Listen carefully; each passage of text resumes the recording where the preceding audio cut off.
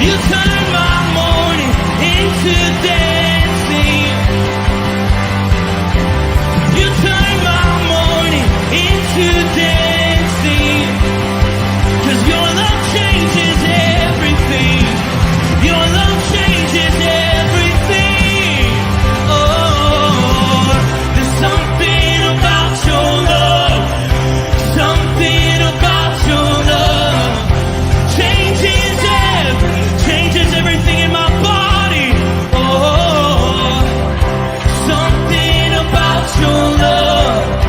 Something about your love changes everything. It changes everything. Something about your love. Something about your love changes everything. It changes everything. Something about your love. Something about your love changes everything. Changes everything. Something about your love. Something about your love changes everything. Something about your love.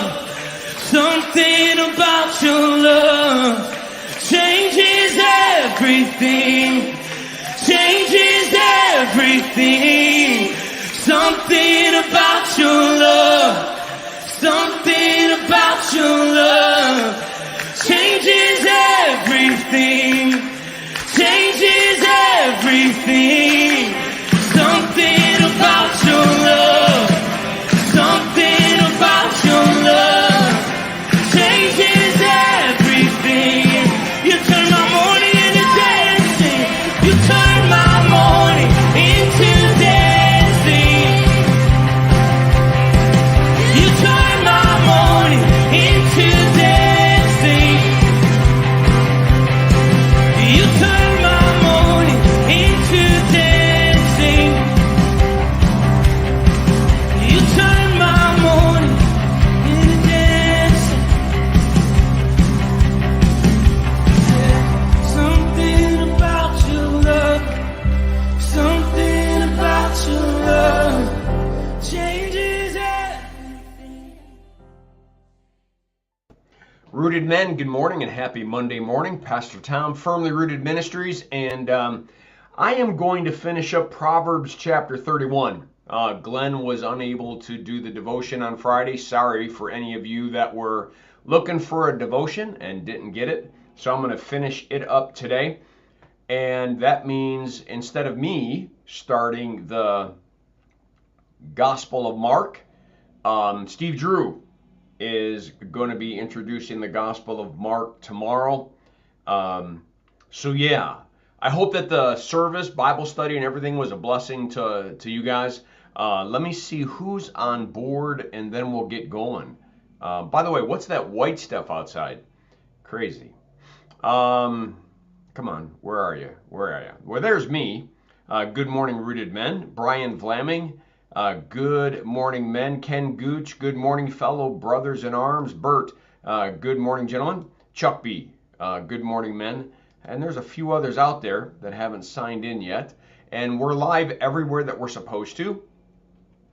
So we're on Facebook, YouTube, Twitter, which is X, and Rumble. So far so good. And let me pull up this screen. There we go. So this is all about, so I'm going to scroll back up here so we remember. This is all about the wife of noble character. You know, what about the individual? You know, what makes a wife noble? What makes a husband noble? So let's start with verse 21, because that's where we left off. When it snows, she has no fear for her household, for all of them are clothed in scarlet. Don't worry about the scarlet, because it's more like the fact that she's proactive. The scarlet is simply a rich color. It was rare, and to have that type of material would be really, really valuable. But most importantly is the fact she's not fearful of the changes of the weather or the changes of the world out there, because she's proactive and she is ready. She is always ahead of everything, not just trying to catch up to it. She makes coverings for her bed. She is clothed in fine linen and purple. She's respectable, beautiful, dressed right, appropriate. Her husband is respected at the city gate, where he takes his seat among the elders of the land. That all the important guys used to sit at the gate.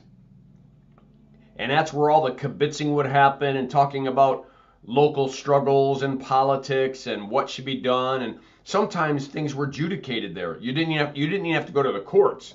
You would just go amongst the smartest and most respected men at the gate and share your woes, and they sometimes could solve it in a minute and take care of it so a court wouldn't have to.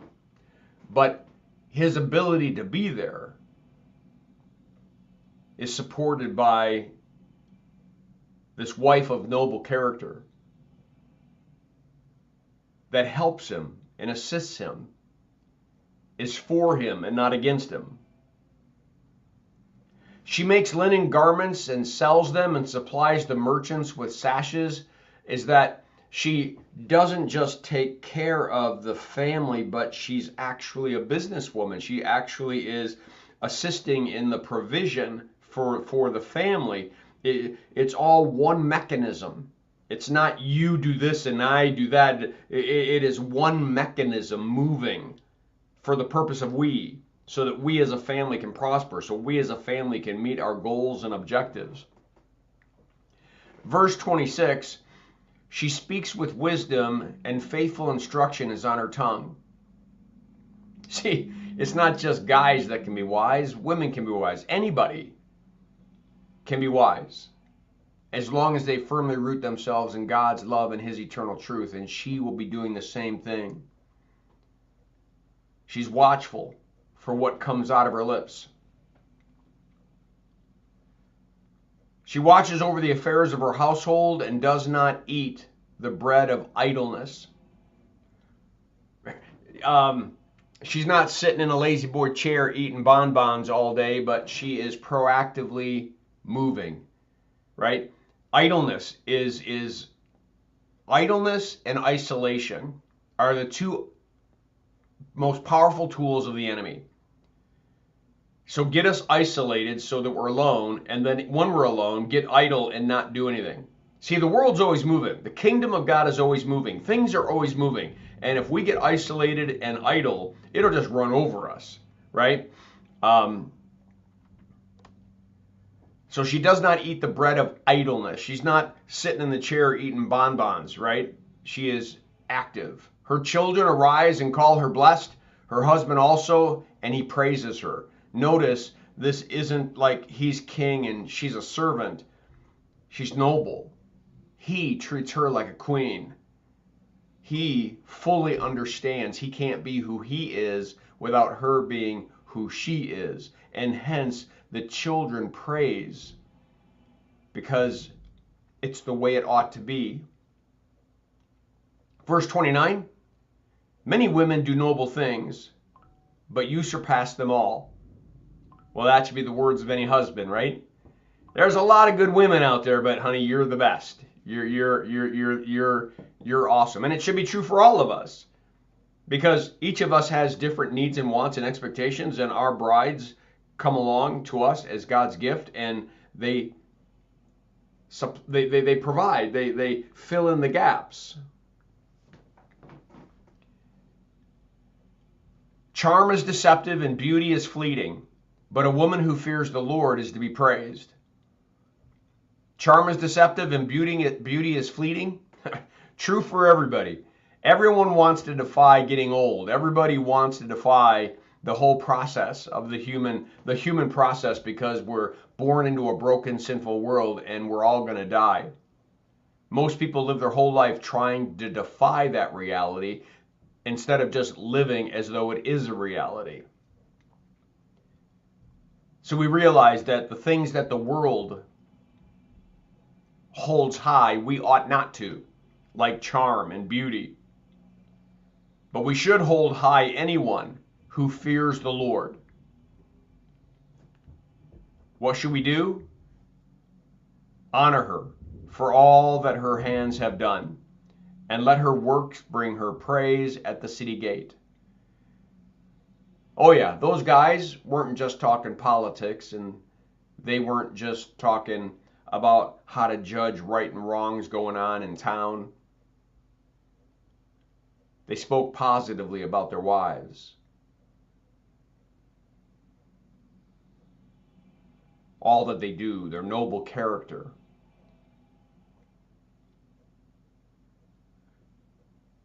How about us? I'm not making an assumption all of us are married, because we're not.